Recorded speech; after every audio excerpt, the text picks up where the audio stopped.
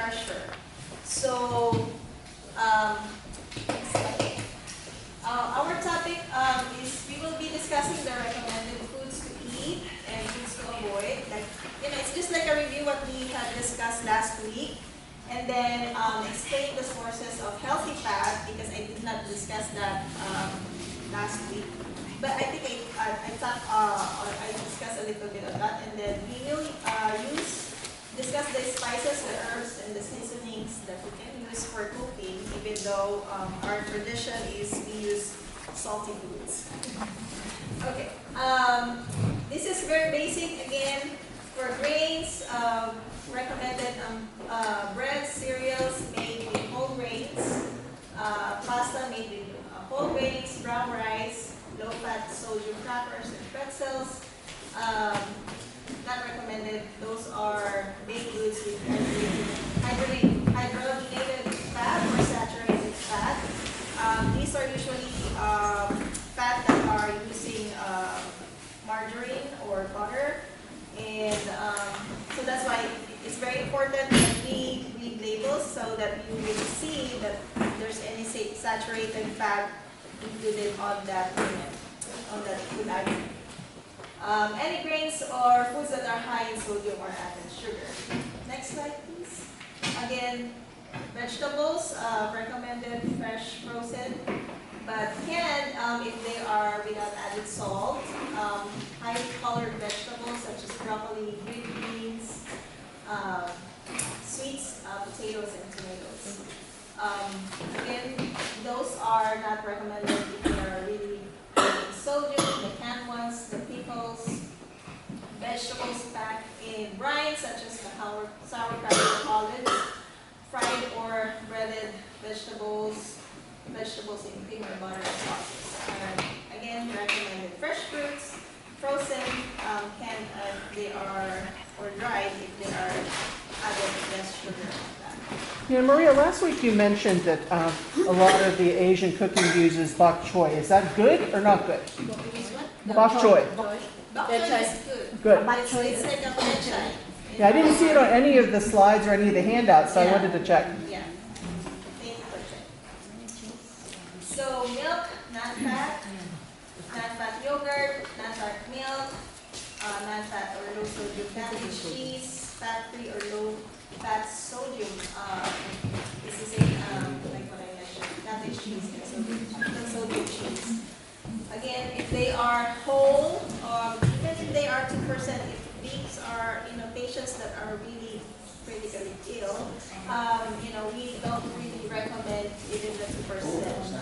1% is much better because tastes good. tastes better. No. Versus the 0% actually. Matter of getting used to Cottage cheese, if they are low fat, they're okay.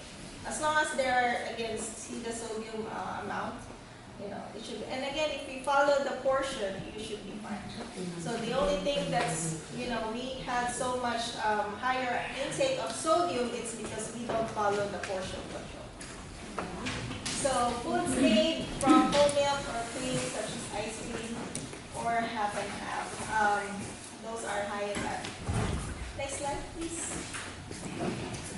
So meat, summarize. I think what is fresh, that is really recommended. If they are processed, such as the cold cuts, the bacon, those are really high in sodium. So if they are naturally prepared, there's nothing that's added or being like processed before they get into the market, then it's really recommended. Dried beets, unsalted nuts, and butters, those are much preferable than the regular highly seasoned nuts and those kind of snacks. Low sodium meat, low sodium alternatives such as those vegetable protein. I don't know if you have heard of those. the Sabatista, the Seventh-day Adventists, they usually use the textured vegetable protein for their as a meat substitute. But again, check again their sodium content because they can be very high in sodium. What about turkey bacon? Turkey bacon, they are less in fat and they are less in sodium and it's good. Next slide, please. Fats, unsaturated fats such as soybean, olive oil, canola, sunflower, and safflower. Soft or liquid margarines or vegetable oil. Salad dressings such as, if they're made with non-fat or unsaturated oil. Seeds such as, sunflower seeds, those are okay. Source of recommended sources of fat and avocado oil. If they are like, you see that they are, they get solidified, they are not really recommended because it gets easily when we process them inside our body, we don't metabolize them. It doesn't float. It gets stuck in our vessel, Like the blood crystal? vessels, yeah. The what? And lard? Yeah. Not good. They said canola is not good. Butter, can you just get the olive? You I would just see take there's an olive oil. omega-3, Organic I oil. cannot, omega-3 butter, you would see them in market. They have some omega-3 in there, so that's So, preferable. The vegetable. How about the vegetable oil? Because, Yeah. yeah, I will make that, I'll make a research on that, which brand was that, so. The tropical oils, Yeah. palm kernel or coconut oil, those are Coconut oil. not recommended. Next slide, So, please. before we move, could you talk a little bit about canola? Because there have been some studies where canola is like not the best choice. Even though it's on the recommended list, it's not the best choice. Yeah, that's what I heard. Canola. Canola is, I cannot remember the process, how They it don't was recommend made, but, canola. it's a combination of different oil. And I think when they process it, it's just it filters all the good stuff. Oh. So, yeah, so, again, the way they treated it, because they try to clean it, because when they, put all those chemicals in there, then, all the things that are added up there, and when we Yeah. have it inside our body, then our body gets, disrupted because those are not naturally occurring on that food item. So The- coconut the- oil is not okay. In our culture, we always use coconut cream. Right.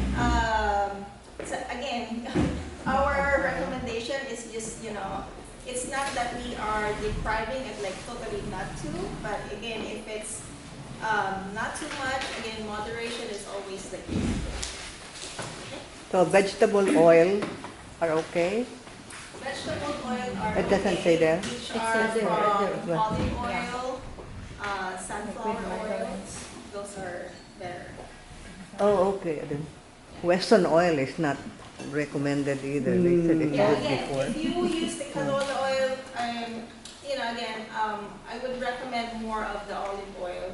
Yeah. Yes, yes. Because of, Or the even for taste. sauteing? Even to for saute? sauteing, Oh, yes. okay, let's use Canola olive is oil. much better, Yeah. than the olive oil. I used to use a lot of question. I'm sorry, the canola oil. Hindi pala maganda. Okay. Okay. This is more of the type of fat and its sources. This is based on the American Academy of Nutrition and Dietetics. So the type of fat and saturated fats, so if they are soybean, canola, olive oil, or sunflower oil, is it heart healthy? Again, it is, yes, again, moderation of canola oil, okay? Omega-3 fatty acids, these are coming from fish such as salmon, tuna, mackerel, and sardines, flaxseed oil and ground flaxseed, Those are heart healthy, which is not heart healthy. Those are coming from animal sources such as fatty meats, whole milk, butter, cream, and other dairy foods made with whole milk, palm, and palm kernel. Trans fat, again, these are foods made with hydrogenated oil, fried foods, crackers, chips, baked goods made with margarine or shortening. I just want to emphasize on this because sometimes it's very tricky. So they would say zero trans fat, but sometimes it has like 0.00 something. So if you, those ingredients are prepared with trans fat, again, if it's not, portion size, if we consume so much of that, that accumulates. So just, be cautious with those kind of ingredients. What's meant by hydrogenated? Hydrogenated. Hydrogenated, like those are, because in their cellular level, they added like more fat on the other fatty chain acids. Like in their chemical construction, they added like those oxidative ingredients on that. That's why it's saturated fat or trans fat. They were transferred some chemical components on those green fatty acids because in chemicals, in chemistry, there's a different fatty chains. Like they have multiple chains of fat, different kinds actually. So there are poly, there's mono, they're saturated. So if they are unsaturated, what happens? They transfer another kind of chemicals on that, so that's why it's trans fat. So that's why it is. I think the good example of that you can see on margarine. So, or those French fries. French fries. I don't think so. There's another kind of, I'll get back to you what kind of specific saturated trans fat they have. Usually I believe it's margarine or those baked goods, they usually put margarine in this. So. Well, and I like that brand Better Than Butter, because it's supposed to taste better than butter, but it's not healthier. Yeah, I think that's the one. That's the one that was, they would say, but again, if you see the ingredients, the trans fat, there's some ingredients that we use. Okay. Alcohol, again, we discussed this last time, no more than 1 drink per weekend, and for men, no more than 2 drinks per day. And again, 1 drink is equivalent to 5 ounces of wine, 12 ounces of beer, or 1.5 ounce of heavy liquor. Okay, next slide. These are the recommended herbs and spices to replace the salt. Unsalted, low-fat snack, fat-free. These are the other categories of foods or snacks. Fat-free or low-fat sweets such as maple syrup, jelly beans, hard candy, or sorbet. Actually, there's another kind of sugar. Not sugar, but I forgot the name. But I'll get back to you next week. The following meetings. I promise you, there's another kind of natural sweetener other than the honey. I think, I can't remember the name, but I'll get back to you guys next time. And again, not recommending heavy seasoned mixes, canned or dried soups, bouillon, ketchup, barbecue sauce, jarred or bottled salsa without. If it's homemade, if it's, again, if you see the salsa, sometimes they are high in salt. Sugary drinks such as soda or fruit drinks, snack foods, hydrated oil, shortening of butter, high sodium snack, high fat sugar desserts, high fat gravies and sauces. Again, pre-made foods such as pasta mixes. Those are like hamburger helper, macaroni, mac and cheese. Yeah, those are high in sodium. So we have to really look at the Pinoy side. If you go to the Filipino store, you have Mamacita, all those. So we have to really look at the ingredients. Yes, yeah. I bet you they're high in salt. Yes, they are. Last week I discussed that because it has a high amount of sodium. So if you cannot really use something that's, you know, like a tamarind, like you can just boil it, then I would just suggest like cut it in half. So, you know, again, or make it more of the other, which I will demonstrate later. The addition of or uses of herbs and spices for cooking. If I could share something, there was an article, and I'll pass it on so that we can read it. There was something in Medscape about you know, how you can reduce your salt intake in a week. So literally, you know, not adding salt to things and reading your labels. And we had an experience, my husband and I, this past week, where I decided I'm not adding any salt to anything. Okay. Wow. And so you know, cold turkey. You know, so I didn't, you know, I didn't add salt. When he cooks, he doesn't add salt to the water when we cook. So, you know, so no added salt anywhere. And then on the end of the week, we had a pastrami sandwich, okay? So highly processed meat, very salty, and of course, like mustard has salt in it.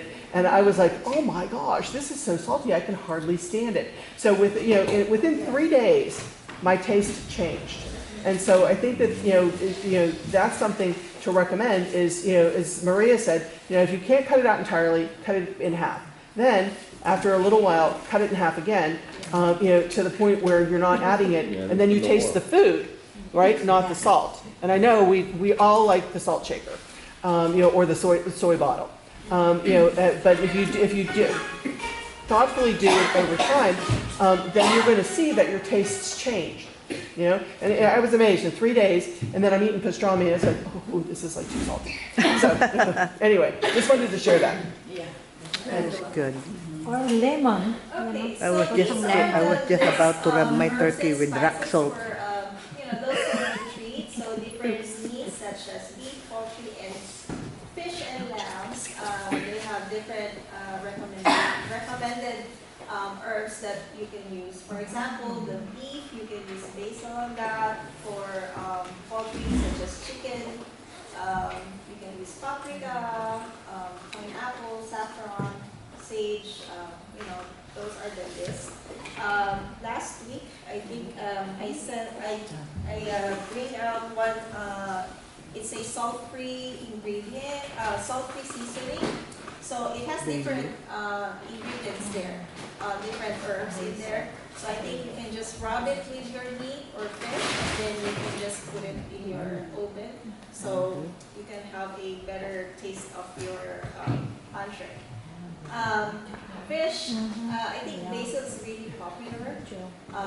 It's really good. Even if you're making them with your pasta or your ground beef, you can put some basil in there. It will be very tasteful.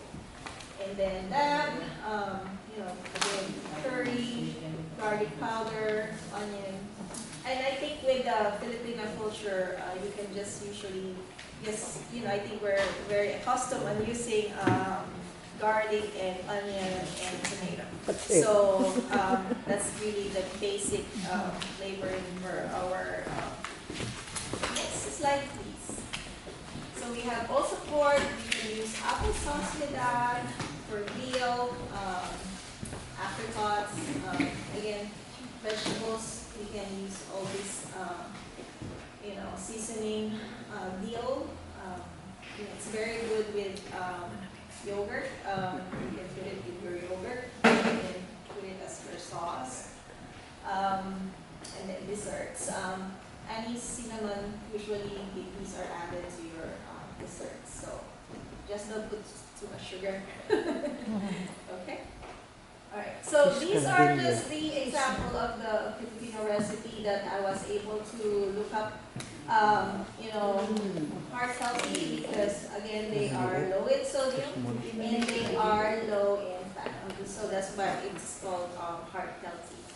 If you want, I can also print out or send out, you know, so that it's not. Because it's very small. All those things that Yeah, and one of the handouts that you have today is one that Maria had in her slides last week, which was really small. So we can print them out for you, and there's a couple others that, we've found just, by So, Thank you. you're welcome. So, this one, if you haven't read this, very informational,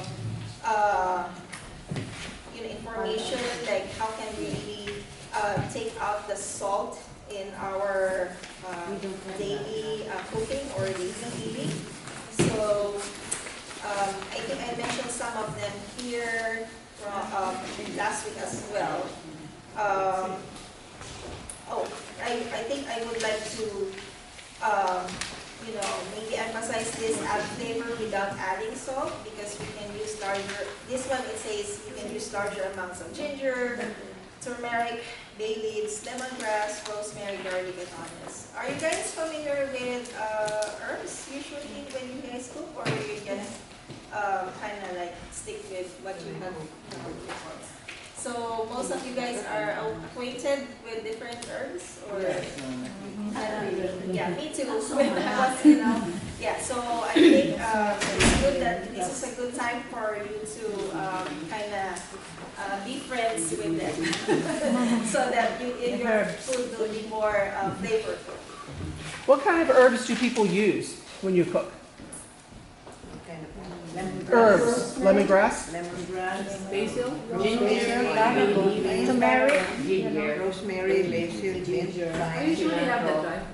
The dry ginger, Yeah. bay leaves, right? Yeah. All right, so there's a few varieties here. Tamarind and calamansi. That's what we use for our sinigang. Usually we don't cook without garlic, onion, and tomato. I think that those are the staples. Yeah. And then there's also recommendation here. We can also use olive oil, toasted sesame oil, macadamia nut oil, and walnut oil. And these are, you can add flavor to food. Actually, I would recommend, if you usually cooking pancit, right? I would recommend adding the sesame oil because of the fragrant flavor. So, tweak your cooking method. I think roasting. My adobo, I roasted it a little bit, so you would kind of taste a little bit of, different, like a roasted flavor on that later on. Because with the caramel, it gives some flavor as well. So, use ingredients with strong natural flavors such as green onions, pimiento, which is the red bell pepper or the green bell pepper, the shiitake mushrooms, and the sesame seeds. Again, these are, good flavor, provides good flavor to your food. And then, this one. Change your portion sizes. We had been mentioning this. So again, the 1 serving of tinola here, it provides 753 milligrams of sodium, but if you cut it in half, the portion is 337 milligrams of sodium. So again, a portion is very important, but again, you can get more protein if you put lesser seasoning or lesser sodium on your when you cook. So, okay.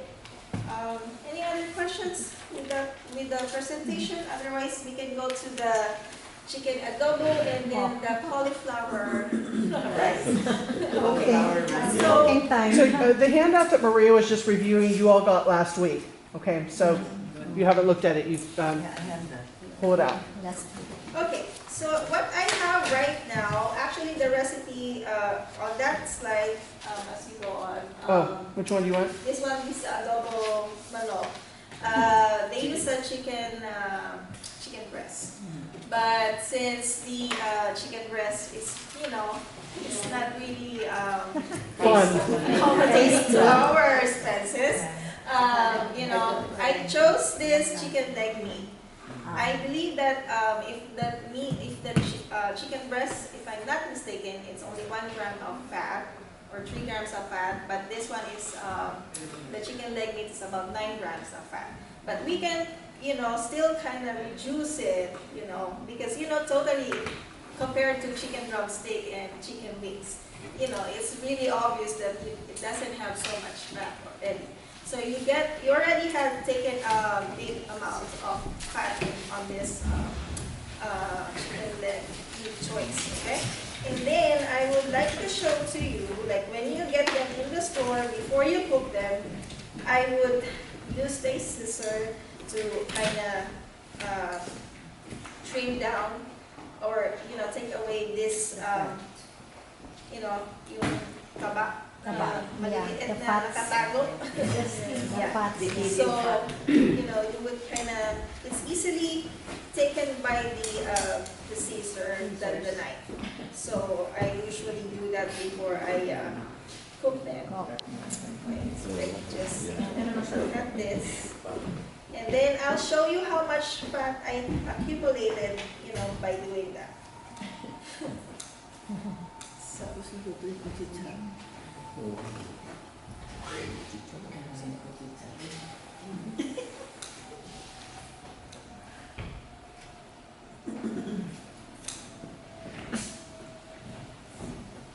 there's more fat inside. You make it so easy with the scissors. Yeah. Yeah, it's with the knife.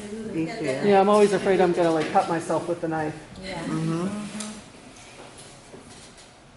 Then those, you see those if they are kind of whitish, kind of remove it. Connective tissue. Finally, gonna cut some of the main, like a protein itself, but they are still containing fat You in there. can have the skin on. Huh? You can have the skin on. No, because it's It's a high lot in of fat. fat. Healthy fatty. We wanted to kind of really reduce Healthy foods. the usual way of eating adobo. So, Well, and that's one of the important things that we talked about when we were meeting with everybody and recruiting you for this study, is that everyone said, "Oh no, I can't have adobo ever again," and that's not true. You have to make modifications if you want to have less fat and less salt, but you can still have something that you really love to eat. And and I love adobo, and I've never had it without the skin, but I like the dark meat. When I'm cooking. So I think it's going to be very flavorful. And then she's done some interesting things with it that help with the protein to add flavor as opposed to just like loading it up with soy sauce. So so actually, to keep us moving, I just want to show you that for this amount of meat, this portion of is 1.5 pounds. So with this, I think it's like almost 1 pound. I already took out like 10 grams of fat. So even though it doesn't look like very much, it was a lot, huh? this is like about 1 tablespoon. Wow. Wow. So imagine that you're going to They're eat eating that those- and it eating those needs fats. to be metabolized, but with your inside your body. But if you're not active, it's not gonna be. It just contributes to your disease process, I would say. So okay, let me just because we're just very limited in time because I don't want. I just want to show you how I do this. So, I just want to show how is it, can be made, lesser or, lesser in fat. So I already prepared a adobo at home because we don't really have a cooking system here. So, Napkin. paper towel. How about one of the Lysol hand wipes? I forgot to bring that. Zenny always has hand wipes, so we can count on that. So with that, I think it calls for crushed garlic, which I already, do it at home.